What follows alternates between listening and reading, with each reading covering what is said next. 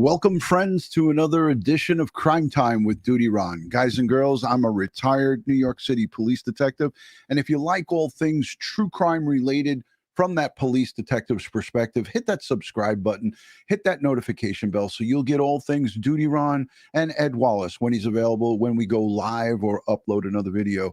Hey, tonight we're going to be talking about Bryan Kohberger, the 2015 Hyundai Elantra. How well did he get to clean that thing up? What type of evidence can be recovered from that vehicle since he's taken that opportunity at 4 o'clock in the morning outside of his parents' home in Pennsylvania? We're going to talk about it with our expert, Tommy, the auto crimes and forensic expert, everything auto. You know, he's a regular guest here on the show. He's one of the fan favorites. So we got Tommy waiting. He's going to come on with us, and we're going to talk about everything auto crime and evidence related to as it relates to this Hyundai Elantra. You know, there's so many questions because there's a gag order in place and nobody could speak about the case. So it's unfortunate, but it's in the best interest of justice to have this gag order in place. And for those of us who understand the criminal justice process, we kind of can swallow that pill and we kind of understand it. But a lot of us who are true crime enthusiasts say, we want to know. We want to know everything. We want to know all about all of this stuff. But what you don't realize is if that stuff was out there, it would be a criminal defense attorney's dream. And I could have said something even worse. It's a criminal defense attorney's dream to have evidence and information leaked out in the public. So we don't want that. But I want to just start out by saying a special thank you to the replay viewers, the Patreon supporters, the channel members, and everyone who positively engages in this community. You guys are what makes Crime Time with Dutyron and Ed Wallace a great place.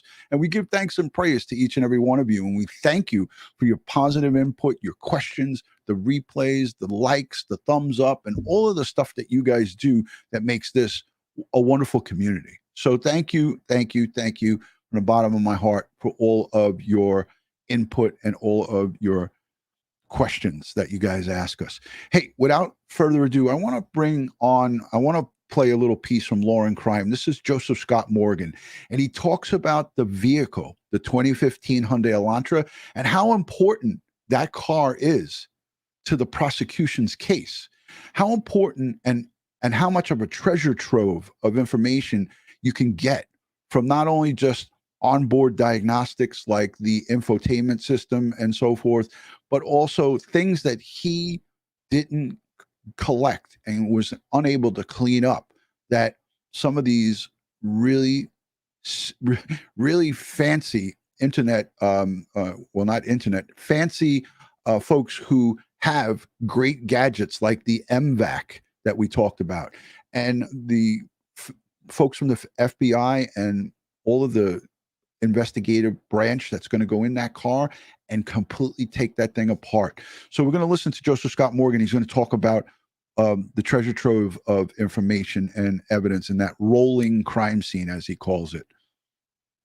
Here's one more piece to this that we have to keep in mind. There's a whole bounty of evidence that has yet to come forward. And, you know, one of the things I'm very interested in as a forensic science guy is that car. Because in my opinion, that car did not make it back to Idaho. More than likely, either working with Pennsylvania State Police or the FBI, that vehicle would have gone or has gone to an evidence processing location that has a garage, Jesse. And right now, they are taking this thing apart from stem to stern. Trust me on this.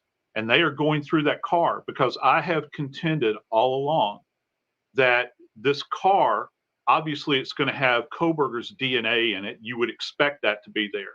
But if they get in that car and they find any DNA that's associated with these poor kids that were slaughtered in that house, this is important. My contention has been is that car is a rolling crime scene in and of itself.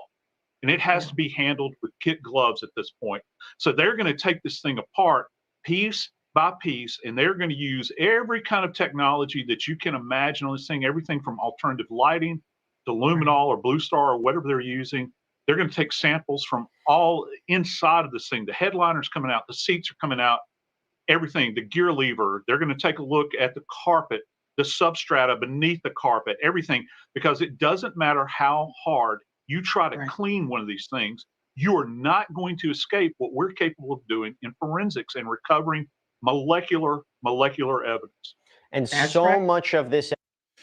So there you have it. I wanted to play that piece, and without further ado, I'm going to add my auto crime expert, Tommy. He's a brother from the NYPD, and I thank you, Tommy, for joining us.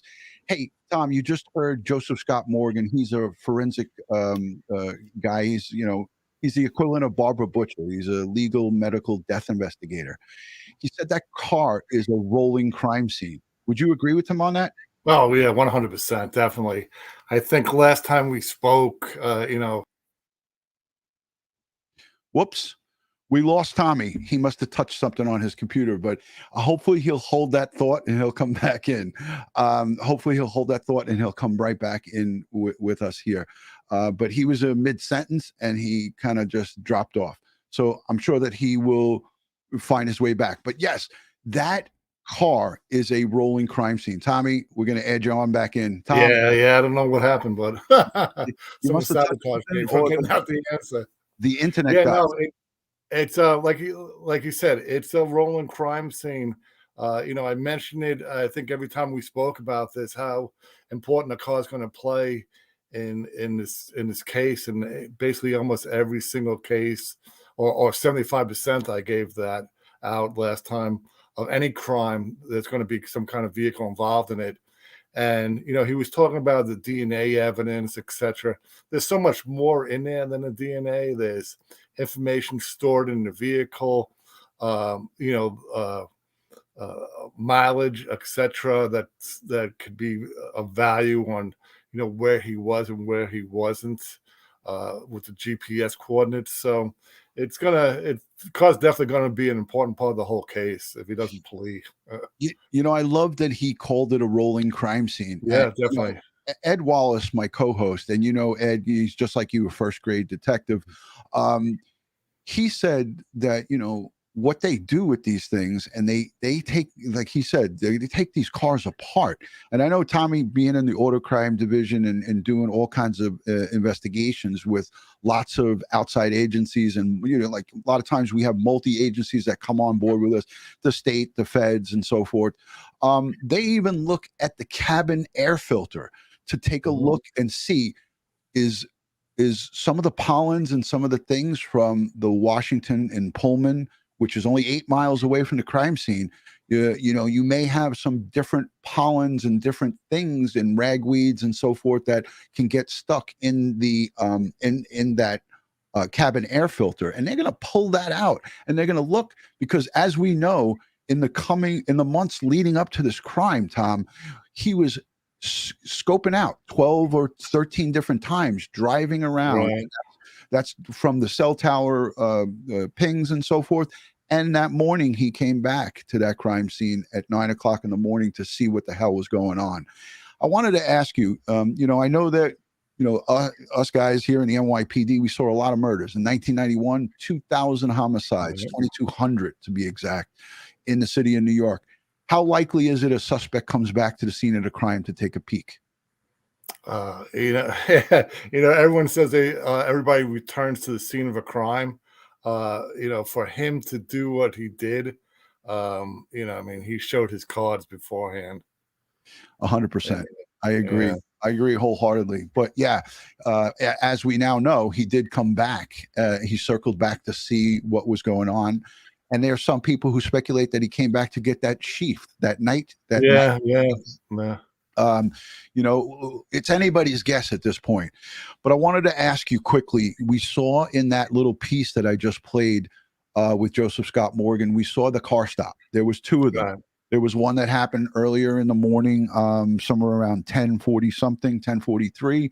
And that one, we got a really good look inside the vehicle. But then the other stop at 3 or 4 in the afternoon, it was just a quick view, and he looked like it was almost like deer in a headlight, right? Oh yeah, definitely. His eyes were, I mean, someone just told him his dog died, and Yeah. his eyes were popping out of his head. Well, what I wanted to bring up, Tommy, is in this the second stop, just for the millisecond that the body cam was open. I have it paused here, and I'm going to go full screen with this. What I was talking to you about before we went live is, you see this the phone on the father's lap. It's got Google Maps open, or one of the map services, whether that's I believe that's iOS. So it could be Apple Maps, it could be Google Maps. But what's interesting is that here you have the white dongle plugged into the bottom, right? As you look here by where my cursor is, where his right hand is, it's going to the dashboard, and it's that's a no-no. Right. So that means in the Bluetooth settings in that car. Now, this is a basic model. This is a Hyundai Elantra 2015. It's not an SE. It's not a limited edition, because I looked at the back of the vehicle, and if it was a limited edition, there would be badging at the back. And there's no limited edition. We also see a key here in the ignition. It's not a push button key fob.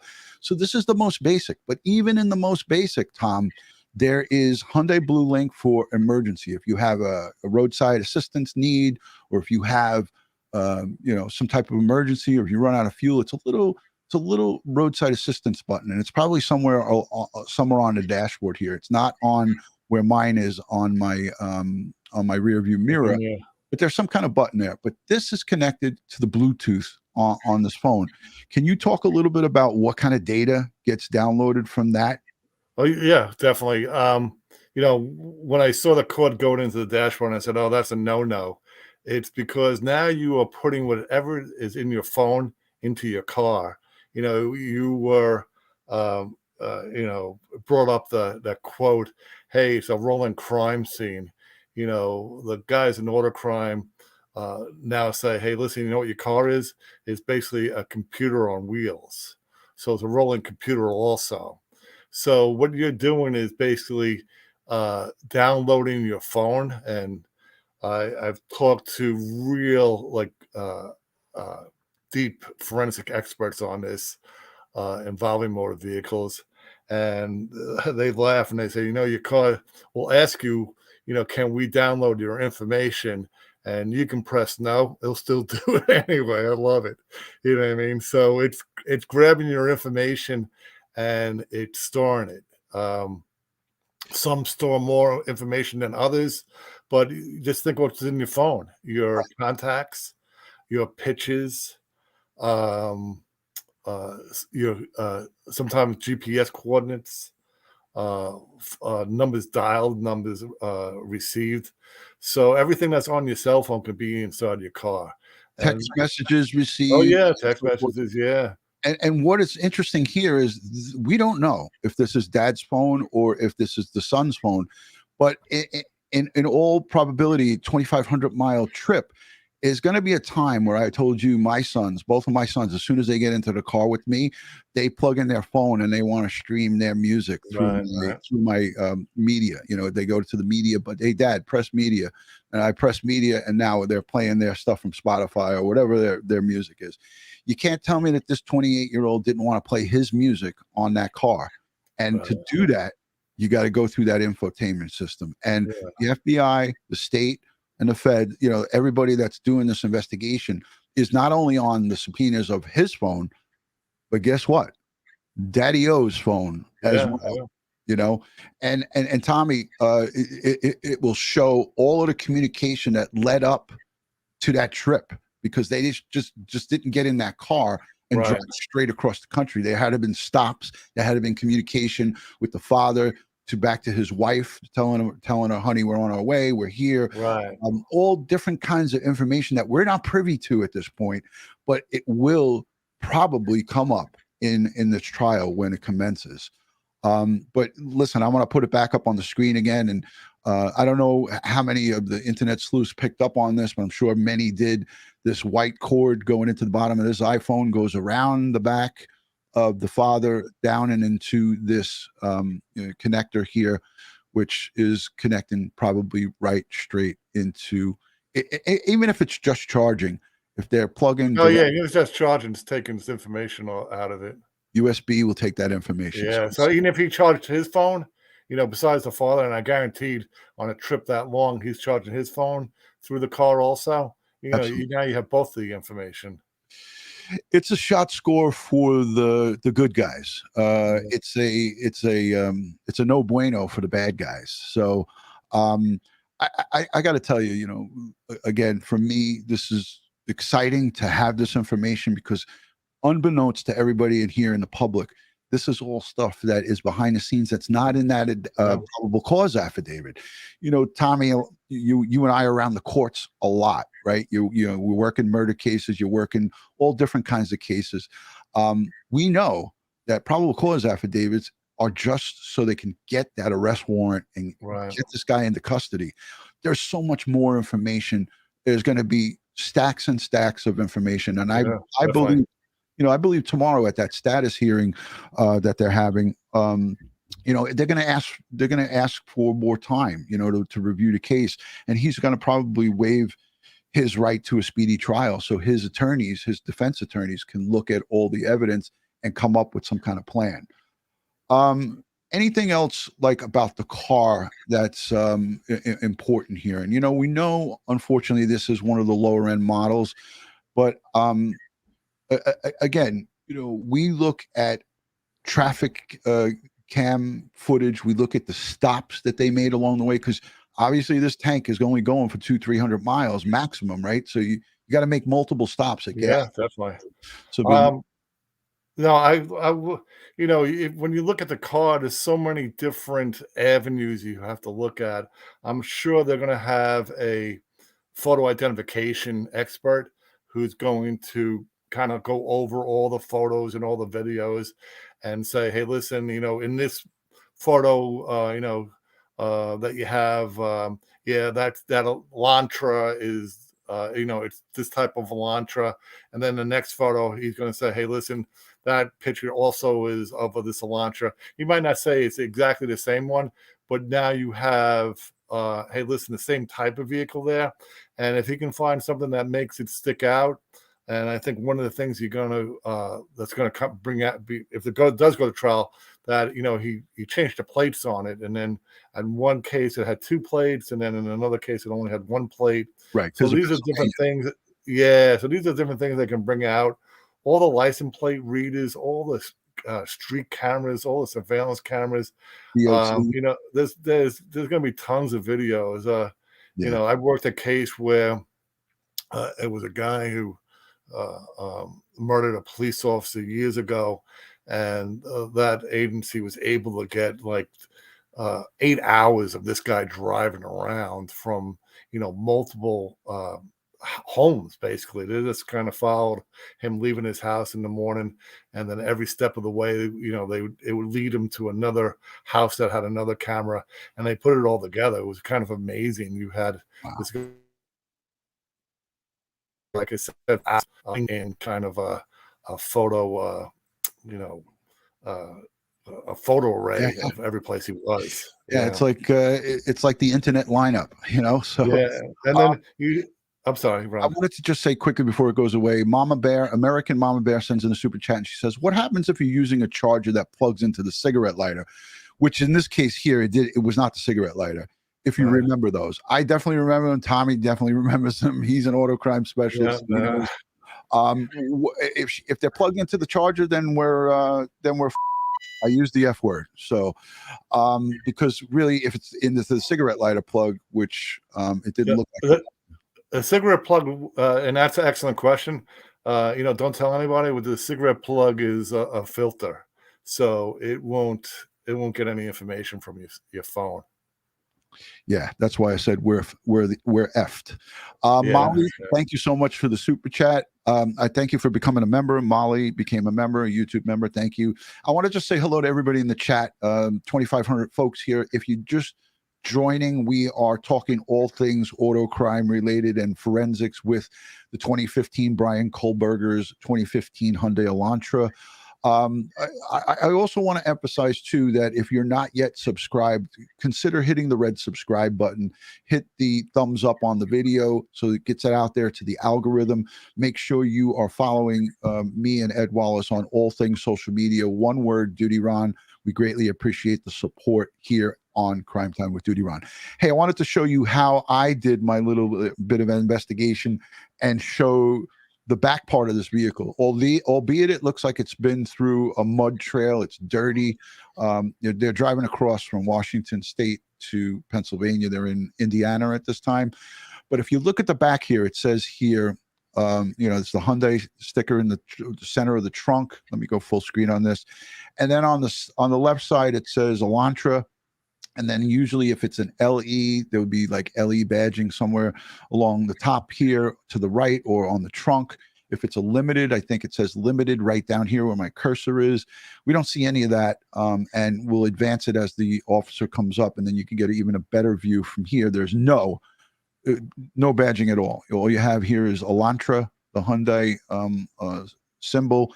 So it is the very basic model Elantra. If it was a limited, then we would have things like Tommy, you want to take it from there? If it was a limited and all the things that it would be. Can you go back, Ron, to the Absolutely. photo? Yeah. You know what else? One good thing is, look what's on the roof. There's a GPS antenna. I see it. And that's for the Hyundai Blue Link when there's So that's that's important also, because now it's transmitting and receiving signals. Yeah. Hey, here's a great question. Yes, absolutely. And I saw that. That's that fin antenna where it does all of the data, all of the transmission of the data. Magical Mary sends in a super chat. This is a great question. I wish I could highlight it, but I think I'd have to scroll back and it would be gone by the time I do it. She says, "At Tom, have you had anywhere you couldn't get evidence because a perp cleaned up a vehicle?" No. Wait a minute. Answer that again. I wasn't sure if everybody heard you. Yeah, no, that's you. We have a phrase. We say, "Oh, someone tried to sanitize a vehicle," meaning wipe it clean, make it unidentifiable. And I've been dealing with investigating cars for a long time, and I've never ran into a vehicle that never gave up some kind of secret. Hey, let me answer that for you with my own little push of the button. So Tommy's answer to that question, have you ever run into a vehicle where someone cleaned it up and you didn't get any evidence? Here's the answer. Oh, hell no. Yeah, there you go. There you go. Yeah. So that's excellent. That's an excellent thing. And, we look to this bloody crime scene and we think, hey, is there a possible way that this guy got into that King Road home, committed 4 murders, brutal murders, multiple stab wounds on these poor 4 victims? Ethan Chapin, Xana Kernodle, Kaylee Goncalves, and Maddie Mogen. He committed these crimes and then got back into that Hyundai Elantra and sped off. It's alleged in the probable cause affidavit. What's the chances, Tom, that this guy got into that car with no evidence, nothing? Right. Well, you got to realize, you're going to have evidence on your hands with the victim's DNA. So whatever he touches going into the car is going to leave a DNA trace.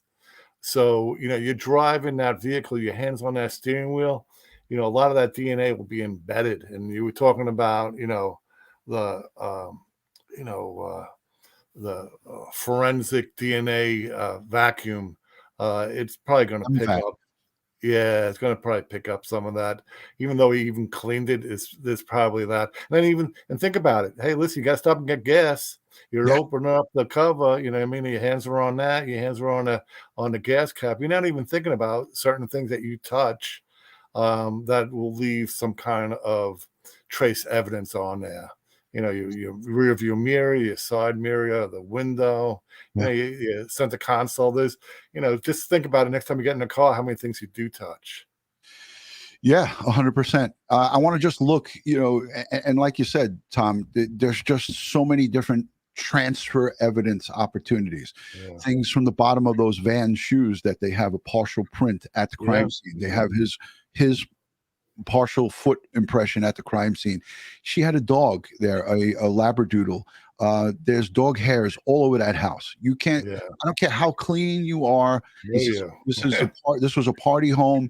These are college kids. They're not cleaning. They're not getting on their hands and knees and cleaning the floors. There's dog hair all over the place, and you can't tell me that he did not go in there and take up some of that dog hair. Vicky K sends it a $10 super chat. She says, "I've been asking in mods for over a week about GPS. Thank you for finally answering that." So there we go. We're answering questions, and this is why I have these special guests, guys like Tommy, who is an expert in everything auto crime related. Let me show you guys a demonstration, because Ed Wallace, when he comes back from Louisiana, he's teaching at LSU, Tom. Oh, how great is that? Yeah. So he's doing a forensic course there, and he's coming back tomorrow. So I gave him the night off because he wants to have some Cajun food, and he's out on the French Quarters getting beads thrown down at him or something. I don't know. Who the hell knows what Ed Wallace is up to, but he's having a good time because tonight's the last night. They wrapped up their training today, but he's going to have an MVAC specialist come on, and we're going to do a show just about this technology. But I want to play this so you guys can see what the FBI and Tommy, can you just, before I play this, can you just tell the audience, and I'm going to put you back full screen.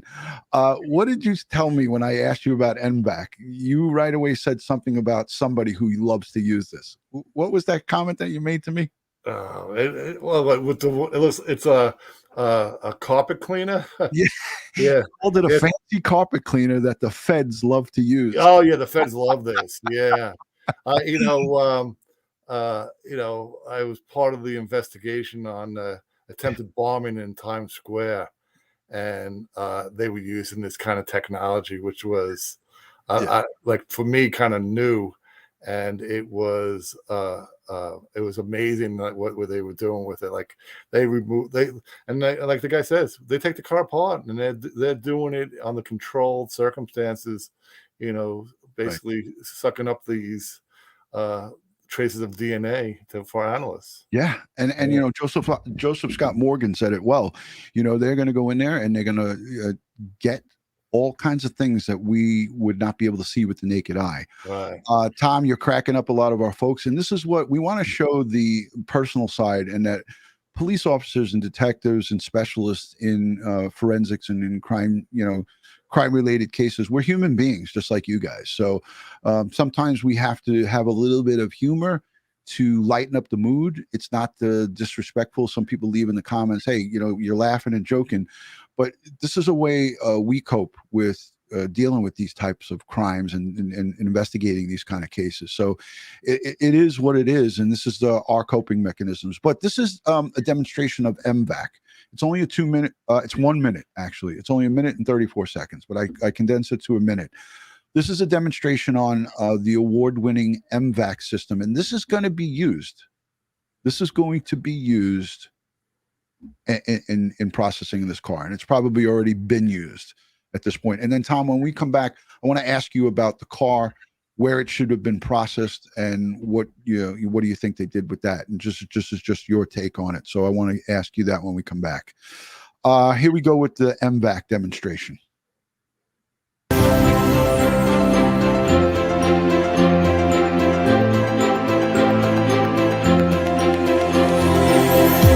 In forensics, the typical methods that they use to collect DNA are a swab, tape, or scraping. And the MVAC, in lieu of that, it is a vacuum system. So it's applying solution and vacuuming at the same time. That action creates turbulence on the surface, and that turbulence picks up the DNA material. So traditional devices just kind of go over the surface, whereas the MVAC, it goes down in and collects the particles, the DNA material, the cells out of the surface. About 20 years ago, there was a murder, and a rock was used in that murder. And the only thing that was found when the investigators arrived on the scene of the crime was the victim and this rock. That rock sat in an evidence locker for 17 years. At the end of that time period, with all the advances in DNA, they decided to pull the rock out and try swabbing and some of the other methods to see if they could get any DNA off of it. They got a little bit. but they did not get enough to move the case forward. It was then MVAC'd, and they found a full profile. So the perpetrator was apprehended, and he's now in jail waiting for trial. 17 years. Yeah, amazing. It was MVAC. A profile came up, and a perpetrator is now in prison for a crime that was committed 17 years in the past. Amazing technology. And if that doesn't give hope here in this case, I don't know what will. And we are going to have an MVAC specialist come on, thanks to Ed Wallace, and explain how this system works and some of the cases that he's used it in. I want to just say thank you to everyone joining in. Hello to Captain Ray Kelly. Hello to SJ, Diane. Have courage, be kind. Always great to see you. Okie dokie. Thank you for joining. Vicky K. KK. Wow. That's interesting. Those are right one after the other. Penelope and Erica Olson. Thank you, Joey Brooklyn and BB2. I can't say enough to thanks and praise for each and every one of you for being here. And if you're just stumbling across this video, please consider giving it a thumbs up. We're speaking with an auto crimes and crime scene evidence collection, doing a live stream here to educate you folks on this stuff. Tom, I wanted to ask you again, the question that I put to you before we went to this. What's your thoughts on where this car should have been processed or has been processed? Did they keep it in Pennsylvania, bring it to a lab there, or did they cart that darn thing back? We kind of spoke about this, Ron, in the very beginning, where they were pulling out the cars from the location that were left there. Mm-hmm. The Range Rover, that Jeep Wrangler, etc. Right, from the King Road location. Yep. Yeah, and they put them on the flatbed, etc. I'm sure they're going to be handling the same way with this vehicle. It's going to be put on a flatbed. It's going to be taken to a forensic garage. I know most of the FBI field offices have a specific location they call a forensic garage, where all this testing will be taking place. And, where the car will be photographed, it will be analyzed.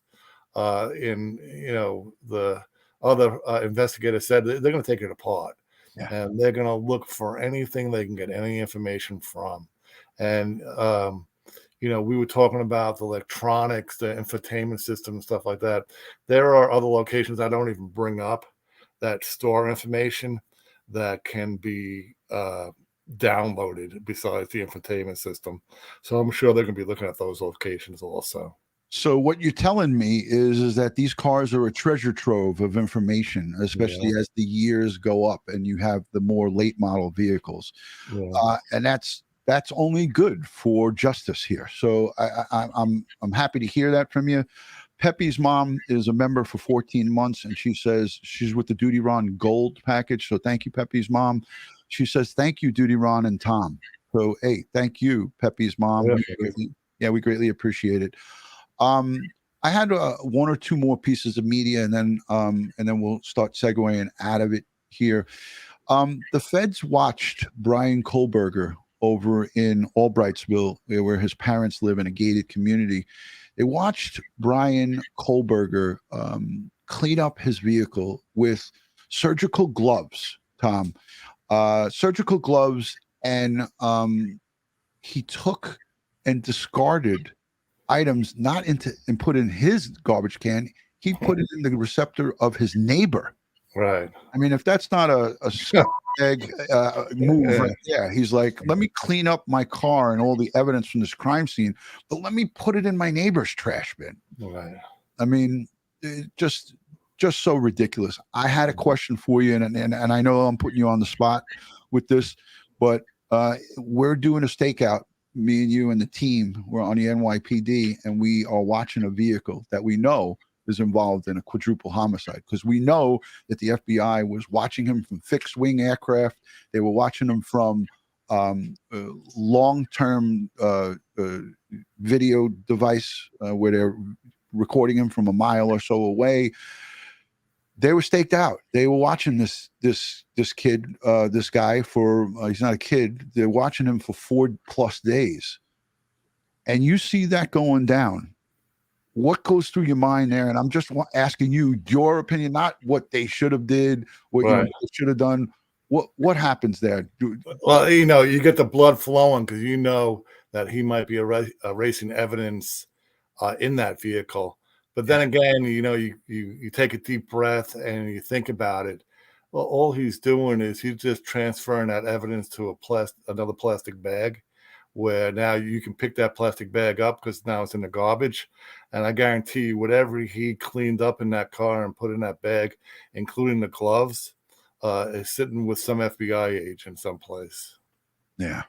We hope and pray that that's the case. And I truly believe that is the case.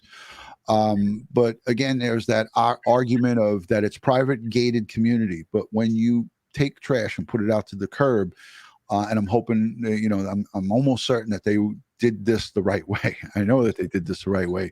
They waited for that garbage to get out of private property and onto the easement at the curb, and then boom, you could go through it. It's anybody's game. So Vicky sends in a super chat and she says, how can Bryan Kohberger defend these issues without taking the stand? He'd be sliced meat.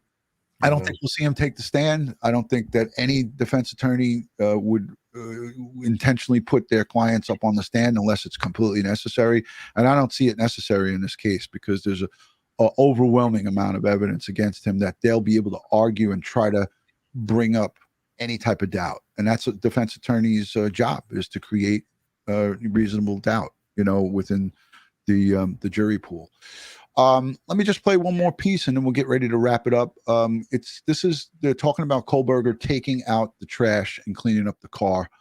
Let me see if I have this queued up right. I think I do. Yes, I do. All right. Yes. And Ray Kelly, Captain Ray Kelly, Garbageology. Yes, Patsy. That's a good one.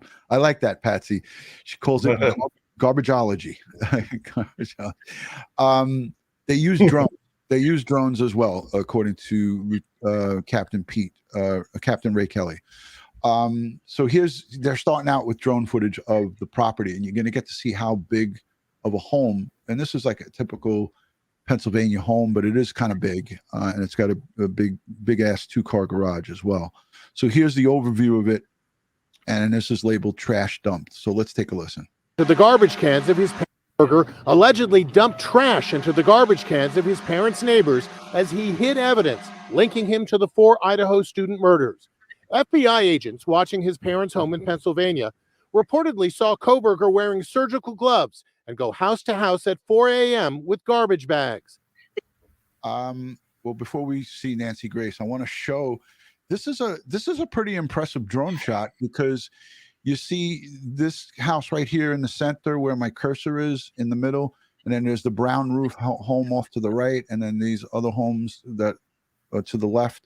This is the Kohberger's parents' residence. So he either went here or went here. And my guess, if I had a guess, he went here, like from his driveway right here to right over here.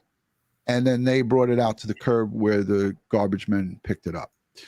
And that's just my guesswork. So I'm going to let the rest of this play. It's only a minute or two. It's at 4 a.m. with garbage bags. The agents immediately go retrieve the trash. And it's a good thing they did, because they found in that trash discarded items that match back to the sheath that was left beside one of the dead victims on the bed.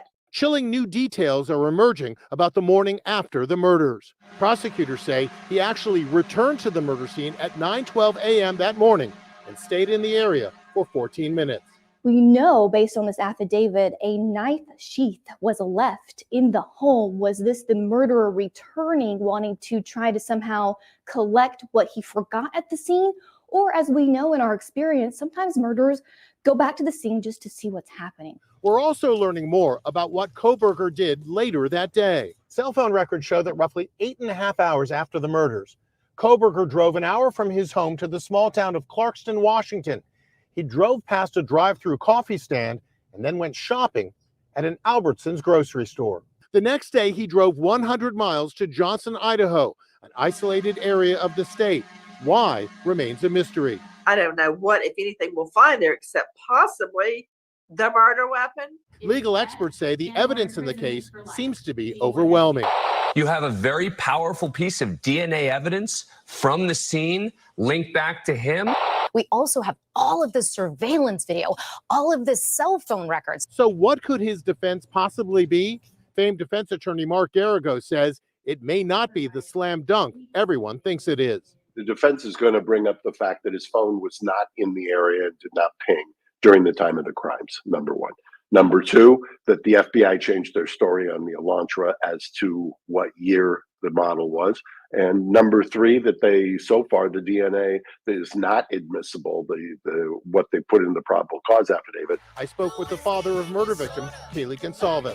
So, all right, I'm gonna cut it off there because there was a lot of stuff that was talked about that Nancy Grace made assumptions. We know from the probable cause affidavit that the DNA that was collected from that garbage came back to Bryan Kohberger's father, which made his match back at the crime scene 100%. 99.98%. Scotty Wagner, thanks for the super chat. Scotty Wagner, Spanish Harlem. He's a retired housing brother and a detective. He's a grader as well. He says, "Hey Ron, do you think the trial will be televised?" Wondering. It's going to be up to the judge, Scott, and I think we all know that the judge makes those determinations. But the judge is going to let. So far we got to see the probable cause affidavit, his first appearance.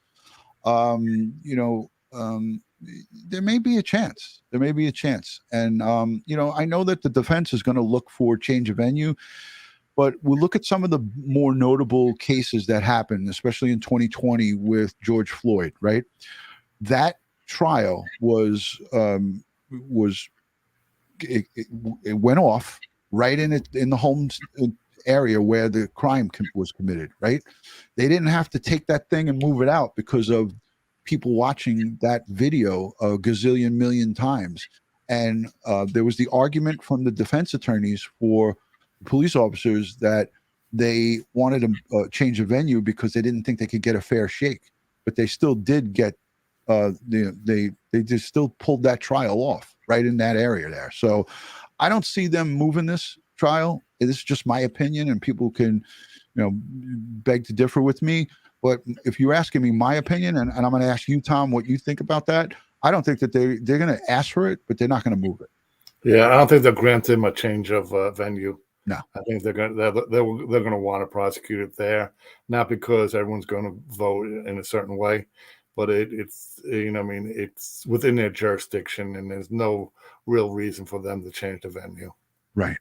And the judge ultimately makes the decision whether the court proceedings will be broadcast live or they'll be able to maybe have video feed in there that will be uploaded after the day court's over. Listen, when Karina Vetrano's trial, after the mistrial, they televised that trial. News 4 was the only news. The judge granted one bona fide news outlet to be in the courtroom because I was there for the opening statements, and it was News 4. But that decision was not made by the defense attorneys or the prosecutors. It was made by the judge who runs the courtroom. So he or she will make that decision at that time.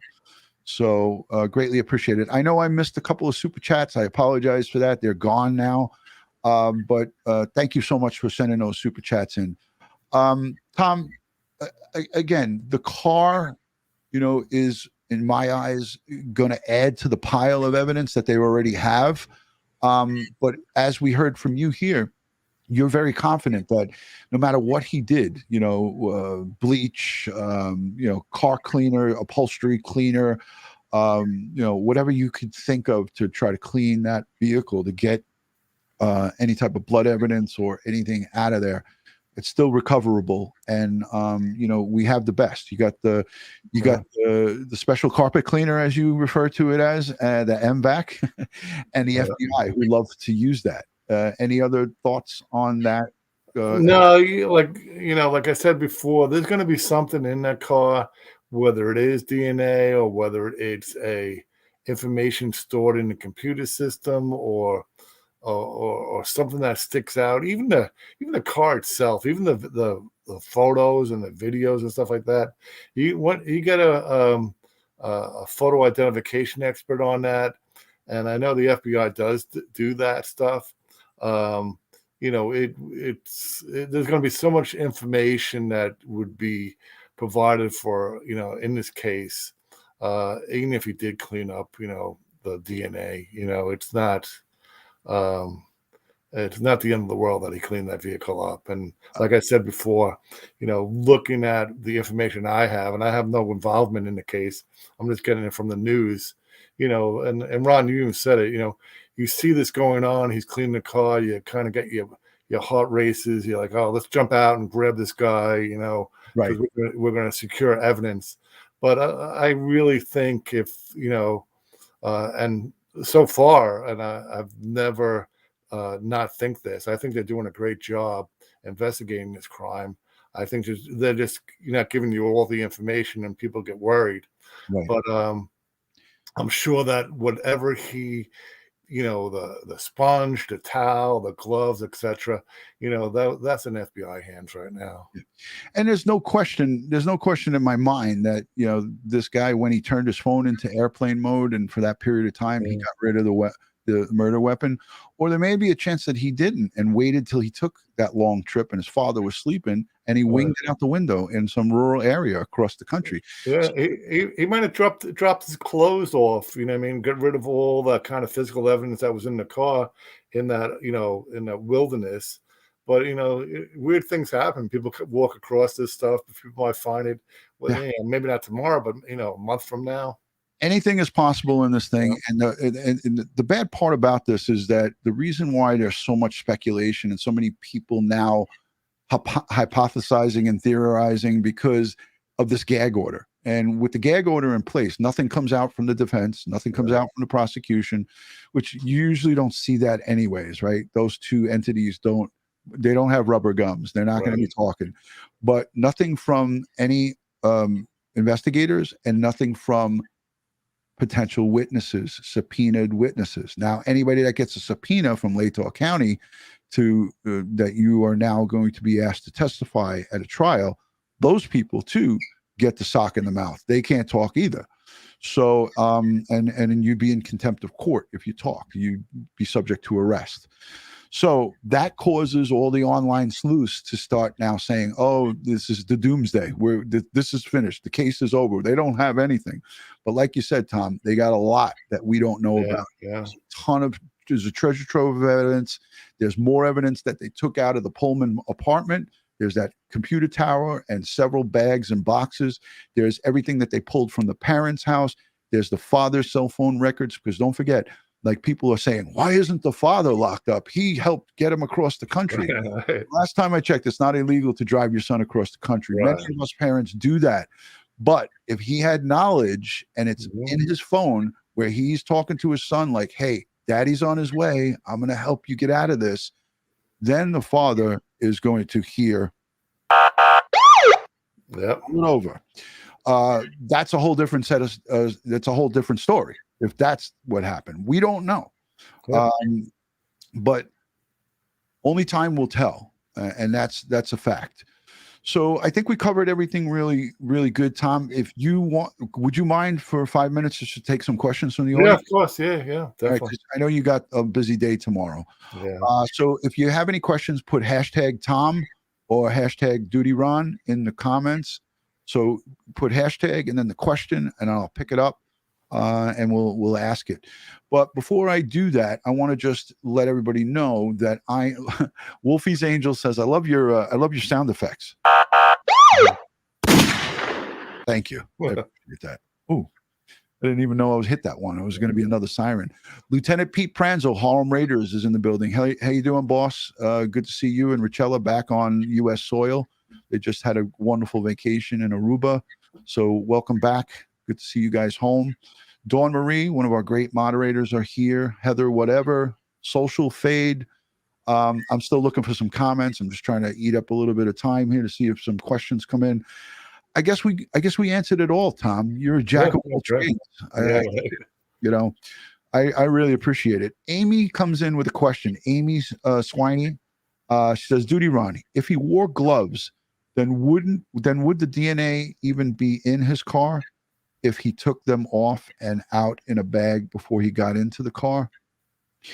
It's not about the DNA from his hands. What we're looking for, Amy, is DNA from within that crime scene that he took out of the crime scene. And there's that principle where you go into a crime scene, you bring something in, you go out of a crime scene, you take something out. That's that Lecard's principle. And I think that comes into play here big time. Dutyron, could blood be in the ignition from his key? I don't know, Tom. What do you think of that? I don't think so. I mean, if the key was covered in blood and he put blood, yeah, I heard the strangest stuff. So yeah, it could, like you said, if the keys were blood soaked and you're sticking them in the ignition, yeah, they could be in the lock cylinder, it could be in the tumbler, etc. Yeah. But once again, and you heard this from the other forensic investigator, they're taking that car apart. Oh yeah. So what I mean, if the seats are coming out, the center console's coming out. Oh God, yeah. They're looking. Door panels are coming off. The Yeah. glass. It's Everything. Carol sends in a message, and this would be me speculating. Do you think that DM, that's one of the surviving roommates, saw him with any blood on him? If she saw him with blood, she would have given that statement. We didn't see that or hear it in the probable cause, but that doesn't mean that she didn't make another statement that's not in that probable cause affidavit. So it's possible, Carol. And thank you for your question. Pauline Rabb says, does BK tell his attorney, that's Bryan Kohberger, tell his attorney does Bryan Kohberger tell his attorney what he did or didn't do? Question. That's for Joe Marty. I don't think he's present. I think that if in fact the defendant here told his defense attorney to her that he committed this crime, she'd have a duty. Their duty to the court is to go no further and make a statement, right, Tom? I mean, they're commissioned by the courts, and they have set of rules and ethics that they have to follow. So they wouldn't knowingly defend their client if the client confessed to them. They would have to reveal that. Let me look back because I thought there was a couple questions for you, Tom. Let me seek back. Bo Peep says, #Tom, would they check his vacuum cleaner that he used to clean the car? That's a good question. Yeah, if he used one, definitely. If he used like a small shop vac or a dust buster or whatever, they're going to have a warrant for that house. Yeah. If they haven't done it already, they did. And they're going to be taking everything out of that house also. Yeah, everything's going to go in that house. Yeah. Half a dozen ranch says, will his parents get the car back after they forensically scrub it? Absolutely not. It becomes part of evidence. Yeah, that's evidence. Yeah, so that would be a no. Tom, would they clean the vacuum? All right, here's one from our good friend Beckfest. She says, at Dutyron, would the death penalty make jurors have a lower likelihood of convicting beyond a reasonable doubt as opposed to the conviction on first-degree murder? Beckfest, I'm going to hold that for tomorrow night's guest. And thank you for giving me that question. That's a great question. And I always appreciate when you call in with your questions. I'm going to have a former prosecutor. He's going to join us tomorrow, Pete Carusco. He has been on this channel several times. He's a former prosecutor in the Queens District Attorney's Office, and he's now a criminal defense attorney. I'm going to ask him that question tomorrow. I'm going to write it down. We're going to ask him that question because that's not my area of expertise. And again, I would ask that of any criminal defense attorney or any attorney, but that is a great question. I know, Tom, you wouldn't even want to try to tackle that. Yeah, there's so many different factors that come into play with that. Yeah. So I don't think I'm qualified to even come close to it. Correct. And we don't just give answers just to give them. Carly says, Dutyron or Tom, do we know if his car model had GPS built into it? We did talk about it earlier. We don't think that this low line model had a built-in GPS because it's the Elantra, the lowest level, and it didn't look like from the dash, Tom, right? Yeah, it had, you can have cars with GPS antennas that don't have GPS. Yeah. You look at the dashboard there, looks more like a radio than a screen that has a GPS unit on it. I doubt it does have a GPS, but like I said, that doesn't exclude it from receiving information from, whoever is sending information to that car. Like I said, if it has a button where you press it and they'll send help for you. So there's obviously something going back and forth from that car and an outside antenna. Yeah, 100%. Hey, Pierre, I think it's Pierre. Where did he put the knife with no sheath? Where did he put the knife with no sheath? Probably was holding it in his hand, or maybe he put it in his pocket. He could have put that thing anywhere. Yeah. He could have put it inside a bag and walked out with a bag. DM, that's one of the surviving roommates, didn't say she saw a weapon. Also hoping he had cloth seats. Must be some type of transfer. Listen, let me just say this. Again, inside that probable cause affidavit, you're not seeing the whole picture. You're not hearing about the whole picture. The statements that DM and the other surviving roommate were questioned probably for a long period of time. And Tommy, you know about the interviews, how these things go. They interview them, they get upset, you let them go home, you have them come back in the next day, you interview them again. I guarantee you that both surviving roommates were interviewed multiple times in multiple different settings to get a greater picture of what happened inside that house. And our 3D laser scanning through Faro technology will give the jurors and everyone that sees this, that looks at this case, a bird's eye view of what the inside of the carnage inside that crime scene, what it's going to look like. Tomorrow night's show is going to be 8 p.m. Eastern Standard Time, 8 p.m. Eastern, with criminal defense attorney and former prosecutor Pete Carusco. I'll schedule that stream during the day. I will cover the this status hearing tomorrow at 10 a.m. Pacific Standard Time. 8 a.m. Pacific Standard Time. That's going to be 9, 10, 11 our time Eastern. So I'll cover that live. And then Pete is going to go over, Pete Carusco is going to go over the status hearing and everything in that probable cause affidavit. And I'm going to ask him outright, what does he think the prosecution has case-wise for face value, what he sees. So we'll get to pick his brain apart tomorrow. Tommy, I want to thank you for taking out the time. No, thank you. Thank you for having me. I appreciate it. You're a gem, and I hope you'll consider coming back. I know you got a lot of things going on in the next couple of weeks. And, if we have more questions about cars and so forth, would you consider coming back? Yeah, I'd love to help you out, Ron. Yeah, you know what? My audience, by a show of hands here in the chat, how many people love Tommy coming here and giving us the 411 on auto crimes and everything related to cars? I mean, Tom, you're a treasure trove of information, and I appreciate it. You're highly valuable to just not only from the brotherhood of the NYPD. You're a fellow brother in blue. We worked for the same department, but I think that you give your information in layman's terms, and I think that comes from your teaching, and you know how to get your point across so people understand it, and that's what's great about you. So thank you. Appreciate it. Thank you, Tom. Have a good one. I'm going to end this by showing a little bit of more. So there goes Tom. Thank you so much. Thank you. Take care, everybody. Be safe. Tommy's out. You too. Be safe, brother. All right, there he goes. This last piece is from a criminal defense attorney from up in Poughkeepsie, New York. She was on, I think, tonight with Newsnation, and I want to play this because she talks about tomorrow's hearing and what the prosecution and defense has. So I thought this was a good piece. Let me know in the chat if you've seen this.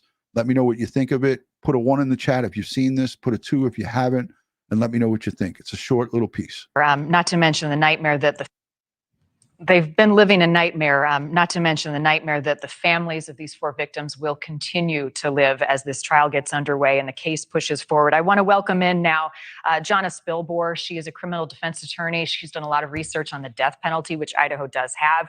She's also worked in a city attorney's office. Xana, thank you for being with us this morning. So this is a status hearing tomorrow where Bryan Kohberger will appear before a judge. What should we expect? Okay, well, a status hearing usually is not anything monumental. It's basically an opportunity for the judge and the counsels, defense attorney and prosecutors, to figure out what the next steps will be. In a case like this, as a matter of fact, in any case where somebody is being held behind bars without bail, due process kicks in. And the defense attorneys are either going to have to schedule what we call a preliminary hearing to challenge the probable cause, or Mr. Kohberger needs to be indicted by a grand jury. One of those two things needs to happen in order to justify keeping him in custody. My guess, if we have no surprises, will be they will schedule this for a preliminary hearing, if there are no surprises. Is there any way this doesn't go to trial based on the evidence that you've seen publicly so far? You know, that's a big question. The tea leaves tell me if there is an opportunity for Bryan Kohberger to take some sort of plea and avoid the death penalty, which would require him to admit guilt, obviously, if he's willing to do that, if there's enough other evidence that we haven't seen yet, it's possible that that deal may be on the table. But I got to tell you something, the horrificness of these crimes and the families that we feel such sympathy for, I don't know if prosecutors are going to be ready to make some sort of deal like that, especially if there is more evidence out there than we've already seen in the affidavit, the probable cause affidavit. Right. There's going to be no deal offered to Bryan Kohberger. Let me, you heard this first. You heard this here on Crime Time with Dutyron. There will be no deal for Bryan Kohberger. If there was ever a death penalty case to be tried in the state of Idaho, this is the one. So the prosecutors, the families, they want this to go to trial. It's the pursuit of justice, right? So what is their best piece of evidence to get a conviction in this case? Okay, so the best piece is something that we have not seen yet. Maybe we will see it, maybe we won't. And that is, I would like to see the victim's DNA someplace in Bryan Kohberger's vicinity, meaning not his DNA at their house, although that would be telling too, right? We have that one little piece of DNA on a knife sheath. But if they find victim's DNA in his car, in items in his home, in items where we know these victims did not voluntarily go, then I think it's really game over, and maybe they can start talking some deal at that point. But we haven't seen that yet, and I don't know if we will. You can't hide from DNA, right? So how likely is it that they could find just a tiny, tiny piece, and all of these weeks later, what, 7, 8 weeks later? Yeah, you know, I'm of the belief that, you know, DNA is very insidious. It gets everywhere. No matter how much you try to clean up a place, like his car, for example, if he did this crime, his car would be full of victims' blood. And now we know that there's evidence that he cleaned that. I don't agree with her saying the car would be full of the victim's blood. Yes, there would be some of the victim's blood in that car. She's just being sensationalistic right here. I like this criminal defense attorney. I'm actually going to reach out to her and ask her if she wants to join us for a conversation. But I don't agree that the car would be full of the victim's blood. I think there would be some of the victim's blood. But saying that the car would be full of the victim's blood is sensationalism. It's sensationalism 101. That up. But can you ever did this crime? Yeah, you know, I'm of the belief that, you know, DNA is very insidious. It gets everywhere. No matter how much you try to clean up a place, like his car, for example, if he did this crime, his car would be full of victims' blood. And now we know that there's evidence that he cleaned that up. But can you ever really? There's always some sort of trace evidence left behind. And if authorities go through his car, which they will, and they find anything that connects the victims to his car, that's going to be probably the biggest piece of evidence that we've seen so far. Because look, I mean, it looks bad for him, but as a defense attorney, they're going to say, well, wait a minute, just because you have his phone in an area doesn't mean he was with his phone, doesn't mean he was at that house. There are some other explanations that's their job to put forth. So we have not seen yet the smoking gun, but believe me, everybody's going to be looking for that. Right. And you've got these two things, Xana. So you've got the investigation and the evidence, and then you've got this big why.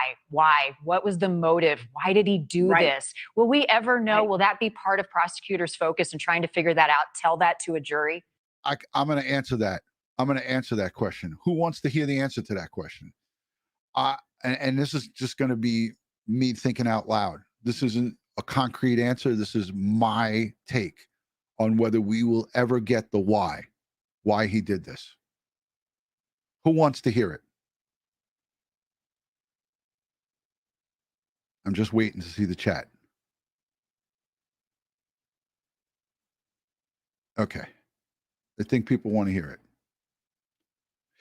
I think, and you heard it here, I hope I'm not wrong about this. I think we will hear from the electronic evidence, the phone records from Bryan Kohberger, his computer, and his social media profile, that he reached out to either one or more of these girls, of these victims. I guarantee he reached out to them. And then that engagement online may be some of the keys to what the motivation was for this. And or in person at the bar, at the corner bar. And there's like 2 or 3 other bars in that area that we heard from a former college student that I had live on here. A combination of online, because young folks love to frickin' communicate by text messaging. Young folks do not do what us older folks used to do, is make a phone call, write a letter. It's text. They're doing all of this stuff. Hey, yo, what's up? Hey, how you doing? So that's what I have to say, is that we will find out based on their online footprint, on his online footprint. Let's see if I'm right. I'll let the rest of this play. We so want to know. We so want to know, what is the connection? Why did he target these people? Unfortunately, motive is never an element of any of these crimes. It does help give us perspective. It would help give a jury perspective, because that's a big question.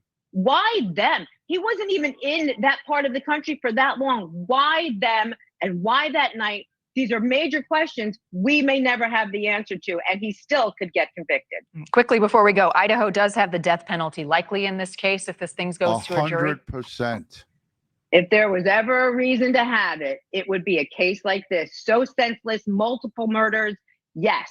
And perhaps Bryan Kohberger's best defense might be just saving his own life and not trying to take this to trial to find him not guilty. You heard it right there. I say 100%. I feel maybe 99.9999999%. This will be tried as a death penalty case. Latah County, they are going to go and throw the book at him. If there was ever a death penalty, a capital punishment case to try, this is it. 100%. I don't care how you feel about it. You know, you're against it. I get it. It's a law that's on the books. And Prosecutor Thompson, if there is ever a time to step up to the plate, it's now. And big time, this is the capital punishment case. Sarin says, sends in a $10 super chat. Did he not look for ring cameras for someone who's so smart in criminology? Some of the smartest criminals are the dumbest criminals. So he was dumb and he made mistakes. Thank God. Another super chat comes in. Did he not look for? Oh, okay. It was the same one. Sorry about that. Thank you so much for that. All right, guys and girls, I blabbered on for an hour and 10 minutes. If you like all things true crime related from a police detective's perspective, I am a retired New York City police detective. I was a 9/11 first responder, World Trade Center first responder. Ed Wallace, same thing. We responded to the attacks on our country on September 11th. If you're not yet subscribed, please consider hitting that red subscribe button, watching one of these videos that we put up in cards up along the top and bottom of this video. Follow us on all things social media. One word, Dutyron. I want to say thank you to the replay viewers, the moderators, the super chatters, the folks who left positive engagement in the comment section. You guys are awesome sauce. And I give thanks and praise to each and every one of you who take out the time to send your comments. We can't answer them all because otherwise I'd be sitting here just answering comments all night. But I hope you enjoyed this live stream, this interactive live stream with Tom and myself. I hope to see you tomorrow night on 8 p.m. Eastern, where we'll break down this status hearing with a criminal defense attorney, former prosecutor Pete Carusco. This has been Crime Time with Dutyron. God bless the world. God bless the United States of America. And God bless each and every one of us here in the chat. But especially these 4 victims and their families. Let's send them strength. The families, strength, prayers, and positive vibes. All of the investigators, the prosecutors, and everyone in the community in Moscow, they need us now more than ever. We'll give them thanks and praise, and we'll stand behind them. Thank you so much for joining, and good night from New York City. Peace and love from Crime Time with Dutyron. Thank you.